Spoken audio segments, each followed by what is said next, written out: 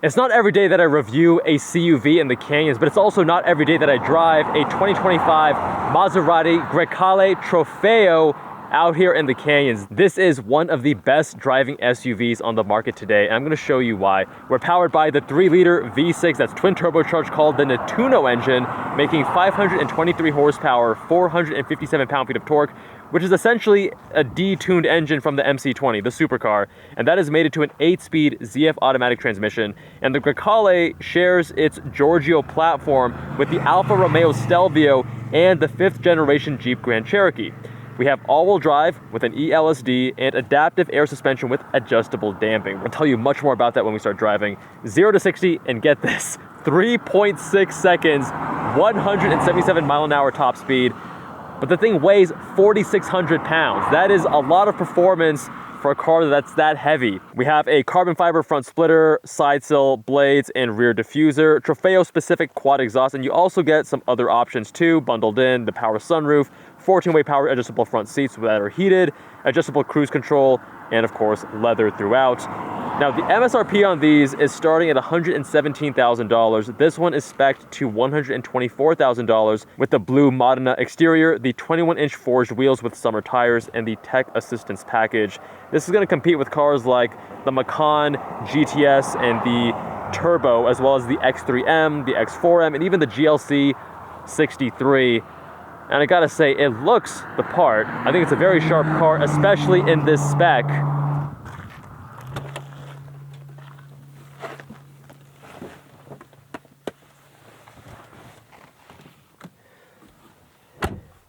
In Maserati and Italian fashion, we start it from the steering wheel. And the interior actually has some pretty nice materials. I would like this a lot more if it was not digital. If you're gonna do the whole classy analog looking clock, why not make it actually analog? But anyways, I don't really like how your Prindle is down here as buttons, and they're like not the nicest. Like, they're plasticky, they creak. It's not the nicest, but at least the screens are very high contrast, good black levels. You don't have any blooming. The screens themselves feel nice. The design looks sharp. I just wish that was analog, and I wish that the bezels here were a little bit thinner. But you have this carbon fiber-esque patterned weave, and you got some leather. It's a nice place to be. Column mounted paddles, of course, because we're driving Italian, and you get your drive modes down here. So from comfort to GT to sport to Corsa. We're gonna actually start on sport, and we're gonna toggle the suspension between the softest setting and the middle setting here with the S, and then Corsa will give us the hardest setting and then that middle setting as well. So we're gonna try both to see the range.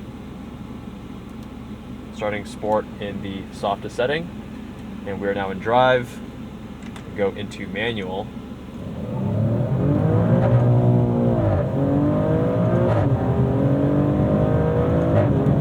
In manual mode, it will hold your gears, as you saw there when you go to red line. Red line, right around $7,000. And you get these little farts between upshifts. Okay, this is actually pretty soft and pretty floaty, which makes sense. You're gonna wanna ride in comfort from time to time, and this would be the mode for you. But now if you just press on the damper button, we're gonna get it into this middle setting.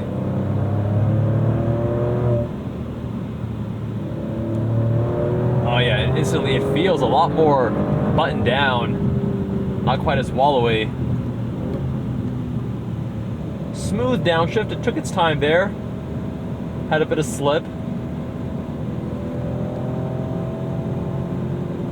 Let's actually see what happens when we dial this up all the way to Corsa in the hard setting on the adaptive dampers.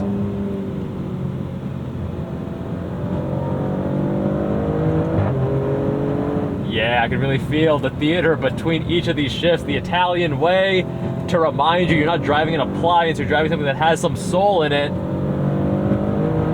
Really feel each gear shift. You can hear that engine very front and center. You guys tell me what you think of the sound. I think it sounds pretty good.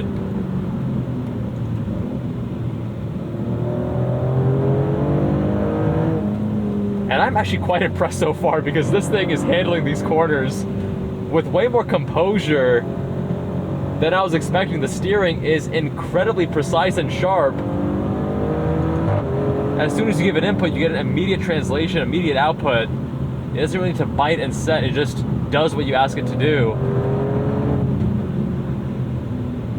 The brakes feel nice. The brakes are slightly on the softer side. This is still a CUV, even if it is a sporty CUV underneath. Moderate amount of travel as well. Throttle, nice and linear. Once you're past boost threshold, you're not really getting much lag.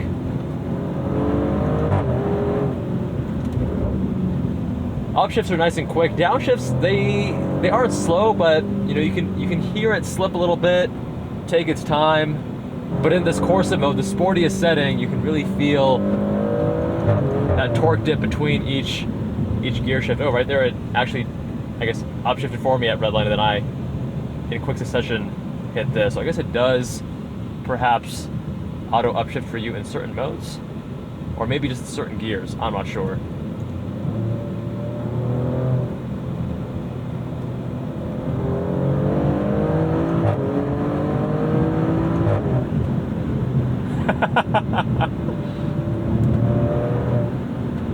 I'm actually quite impressed by how much of a magnitude shift there is between the comfort, the soft, and then the hard adaptive damper settings, because the magnitude shift is actually pretty massive. Like on some parts of this road over the bigger bumps, it actually feels like it's a bit over damped. It's that big of a difference. So if I go back here to S for soft, which is the middle setting, this might actually be best suited for this road.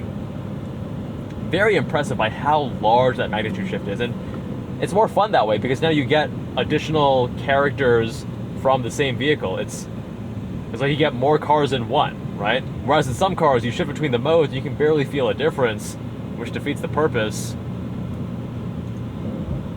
And then you get stuck behind a Nissan Versa, and you just go back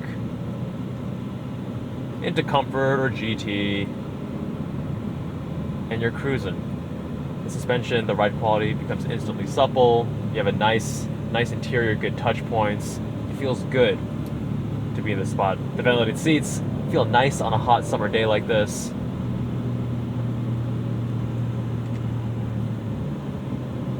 And there you go. From sport to luxury, nice and easy. And then when things open up, back to Corsa we go.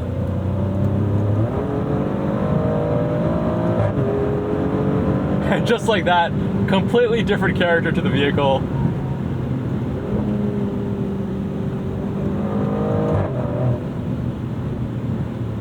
The experience I'm having so far is that when I first get in, I feel high up. It's a CUV, right? I know that I'm not going to be able to push this the same way I can push that Dark Horse behind, which, by the way, review of that coming soon if it's not already out. But then as I start cornering, I realize that the limits are higher than I'm expecting, because this car, CUV rather, is more capable than it should be, which is what makes it so entertaining to drive. Now, I have not yet driven a Macan GTS or Turbo, X3M, the GLCs, etc. So I can't quite comment on how it compares, but I will say at this level of CUV, it is very impressive, but it's also very expensive, right? $117,000, $124,000 as option is, you know, you want a very particular kind of vehicle, you're a very particular kind of buyer, because while this is incredibly impressive, the fun factor is obviously going to be compromised versus a sports sedan, a sports car, etc., but you have the practicality. But then the question of how much more fun this is comes down to how do you enjoy driving, because if you want performance ceiling and that theater, that Italian pizzazz, yes, this has that, but the steering isn't quite as communicative as something like my CX-50. I know it's ridiculous because the 650 is 1/3 the cost of this, but to me, communication, more so than performance, is a big part of the equation. So of course, I know it sounds ridiculous, and it is ridiculous, but as I'm driving this, I'm thinking back to my daily driver, my CX-50, which is a similar size, similar practicality, but ooh, that steering is delicious. But this thing walks all over it in terms of suspension tuning, suspension geometry in the rear. Mine is torsion beam, for God's sake. It's not even independent. I'll let my buddy Fenton from the Zygreen channel pass by in the Dark Horse. I want to be holding him up.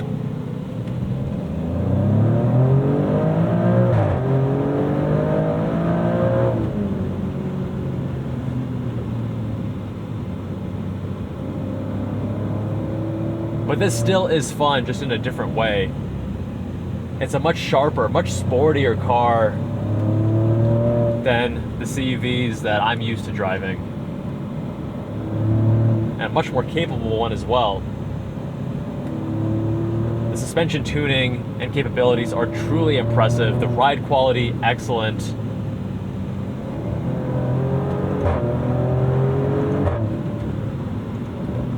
And it's also something kind of different. Most people don't opt for this. They had to go for one of the German competitors. That's the common choice. But overall, I'm quite impressed. I just, like many people, am constantly astounded by how the prices of these vehicles keeps going up and up and up, inflation, etc., etc. And while this does drive very well, it is very impressive. I'm also not sure who would want to spend 120 grand on a small, sporty CUV. But of course, I'm not the target audience, and I think if you are the target audience looking for a sporty, compact CUV that drives very well, that has a very high performance ceiling, much more than any small CUV reasonably should have. But yeah, for $124,000, if you have that budget for a small CUV as your daily driver, then this car, the performance ceiling, the capability, the way it drives is truly impressive. I think you're going to have to answer for yourself. Do you want that Italian flair and passion to come through and the driving character that comes with that, which is more engaging, more theatrical, and more fun? Or do you want something that's more German? We'll have some reviews of the competitors to this vehicle coming soon on the channel, so stay tuned and subscribe if you haven't already. Big shout out to Maserati for letting me review this Grecale Trofeo. Much love, my friends, and I'll see you all in that next one.